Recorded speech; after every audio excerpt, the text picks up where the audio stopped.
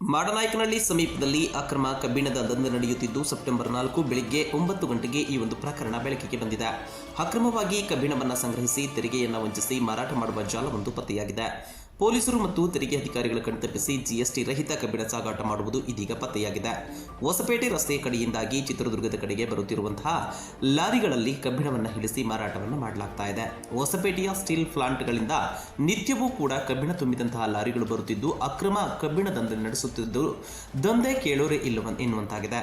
ನಿತ್ಯವೂ ಕೂಡ 100 ಟನ್ ಕಬ್ಬಿಣ ಇಳಿಸಿ ತೆರಿಗೆ ವಂಚಿಸಿ ಈ ಒಂದು ಗ್ಯಾಂಗ್ ಮಾರಾಟವನ್ನು ಮಾಡ್ತಾ ಇದೆ. ಇನ್ನು ಇಳಿಸಿದಂತಹ ಈ ಒಂದು ಕಬ್ಬಿಣ ಚಿತ್ರದುರ್ಗ ಸೇರಿದಂತೆ ಹಲವೆಡೆ ಹಾರ್ಡ್ವೇರ್ ಸ್ಟೀಲ್ ಅಂಗಡಿಗಳಿಗೂ ಕೂಡ ಕಬ್ಬಿಣವನ್ನು ಸಪ್ಲೈ ಮಾಡಲಾಗ್ತಾ ಇದೆ.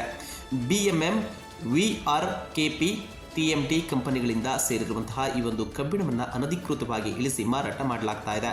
ಮಾಡನಾಯಕನಹಳ್ಳಿ ಗ್ರಾಮದ ರೈತ ಶಾಂತಿಭೂಷಣ್ ಜಮೀನಿನಲ್ಲಿ 5,000ಕ್ಕೆ ಜಮೀನಿನ ಜಾಗವನ್ನು ಬಾಡಿಗೆ ಪಡೆದು ಈ ಒಂದು ದಂಧೆಯನ್ನು ನಡೆಸಲಾಗುತ್ತಿದ್ದು ಇದೀಗ ಬಯಲಾಗಿದೆ.